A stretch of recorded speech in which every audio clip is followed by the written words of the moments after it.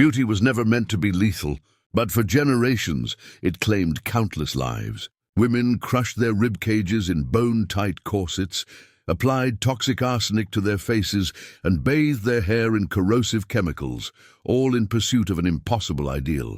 This was Victorian beauty's sinister reality, where sophistication demanded suffering, disfigurement, and sometimes death itself. We're about to explore how Victorian beauty standards ravaged the human body and reveal the lethal dangers hidden within their most treasured fashions and cosmetics.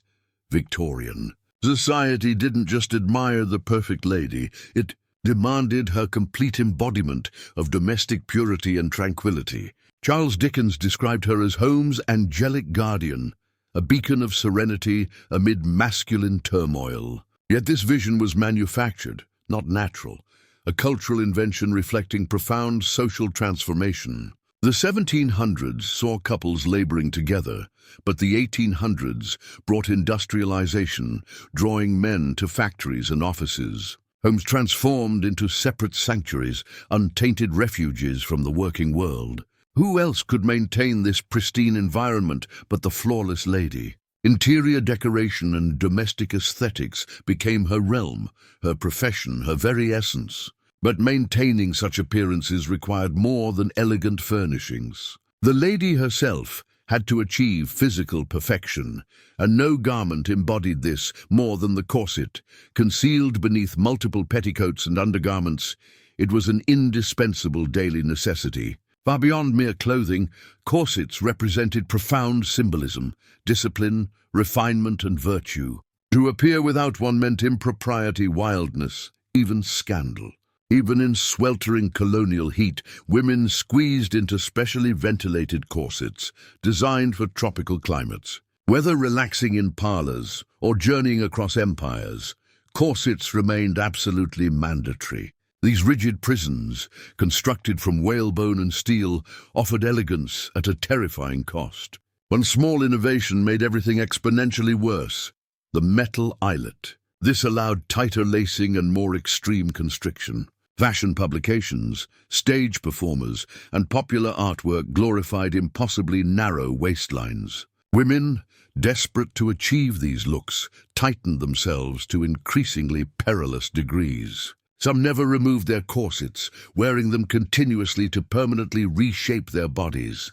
What horrors did this inflict upon the human form? Medical research has documented how corsets crush the ribcage, forcing vital organs into abnormal positions. The liver was compressed upward, bearing permanent ridges carved by displaced ribs. The stomach was forced downward, disrupting digestion and straining abdominal systems. Even expectant mothers continued corseting themselves. Special pregnancy designs were manufactured, though their safety remained highly questionable. Corset pressure on weakened post-birth pelvic muscles heightened risks of uterine prolapse, an agonizing and severe medical condition. Physicians cautioned against lasting harm, including respiratory restrictions, diminished lung capacity, and potentially fatal complications. Some ribs became so warped that they punctured internal organs. Young girls with developing skeletons, particularly those with conditions like rickets, experienced permanent skeletal damage from early and continuous corset wearing. To genuinely comprehend these effects, one modern volunteer underwent the experience. With several tugs of the strings, her waistline contracted to 24 3/4 inches, a seemingly victorious transformation. Yet her body revealed a different truth. Current fitness evaluations showed that even while motionless, corset wearing dramatically elevated breathing rates. During physical activity, lung capacity plummeted by hundreds of milliliters. Hearts pounded frantically. Lungs labored desperately. Lightheadedness and breathlessness became immediate realities. Even moderate compression forced the body into overdrive. Rapid breathing, decreased oxygen absorption, and superficial respiration became standard. Prolonged exposure could trigger chronic breathing disorders and severe infections like pneumonia. This wasn't merely discomfort, it was genuinely hazardous. As the century advanced, transformation began stirring. Women were bicycling, hiking, and participating in fresh activities. Corsets no longer accommodated the active lifestyles many were embracing. Feminist voices began challenging the entire beauty philosophy that trapped them in steel prisons. In 1881, the Rational Dress Society emerged, partially led by Constance Wilde. They declared battle against any fashion that warped the body or compromised health. Their philosophy: women deserved ease, liberty, and equality, not decorative imprisonment.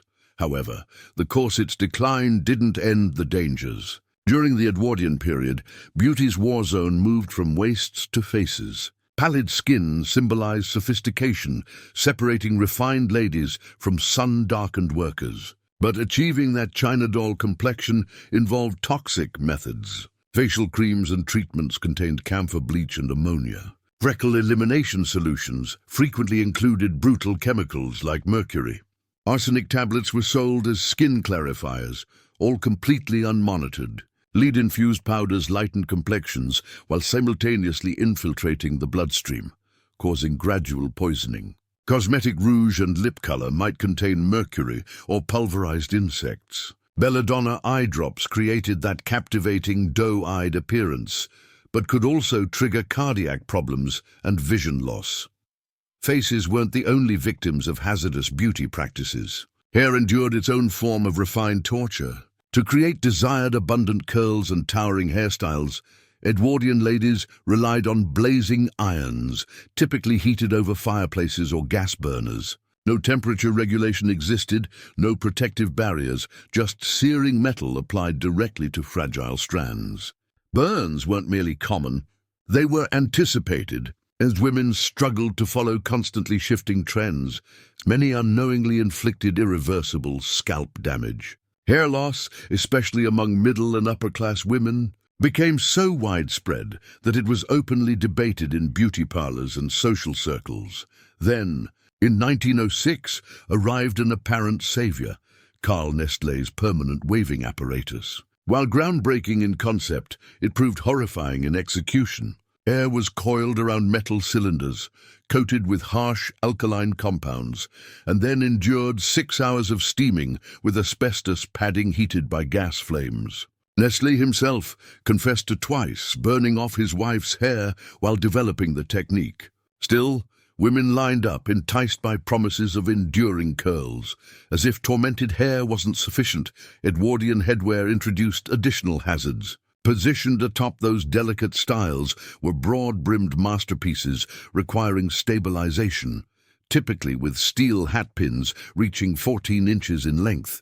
Though stylish, they posed crowd dangers.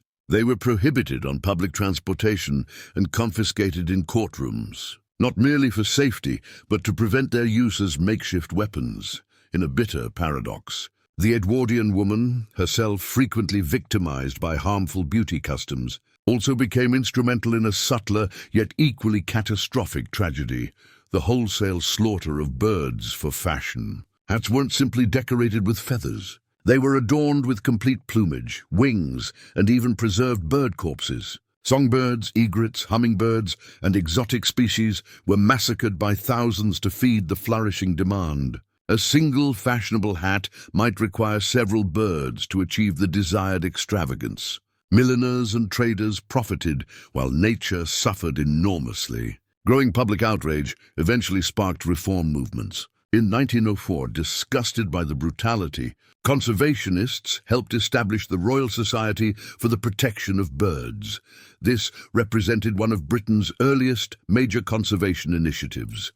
Triggered entirely by women's fashion, as the Edwardian age transitioned to modernity, a revolutionary marvel entered homes: electricity.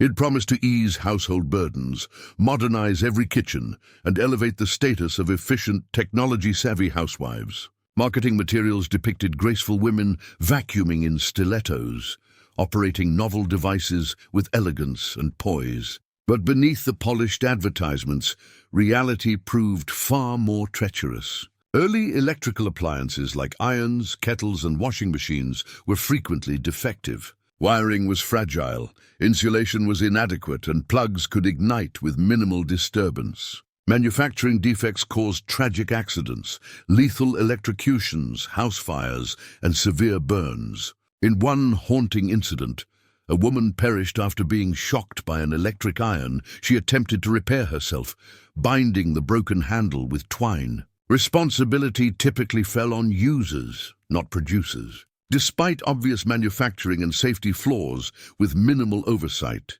dangers multiplied until public pressure mounted. By the 1950s, consumer demands for safer products could no longer be dismissed. In 1957, the magazine was established by the Consumers Association to independently evaluate household products and hold manufacturers responsible. This marked a crucial turning point that introduced the consumer protection era we depend on today. What drove so many women to accept such risks? The explanation isn't vanity, but something more profound: humanity's timeless yearning to be noticed, appreciated, and embraced. The sensation of transformation, of embodying perfection, however temporary, held tremendous power, and still does. Throughout history, beauty has always exacted its price. During the Victorian and Edwardian eras, that cost was brutally apparent in shattered ribs, contaminated skin, scorched hair, and premature deaths. From corsets that destroyed organs to cosmetics laden with lead, beauty's pursuit often meant gradual self-destruction. Yet we must question, how much progress have we actually made? While materials may have evolved, the pressure persists. Corsets may have vanished, but body shapers and digital filters now occupy their role. Products may be safer, but ideals continue whispering identical messages. Beauty's history isn't merely about fashion trends. It's about endurance, sacrifice, and the extraordinary lengths people have traveled to conform to expectations, regardless of consequences.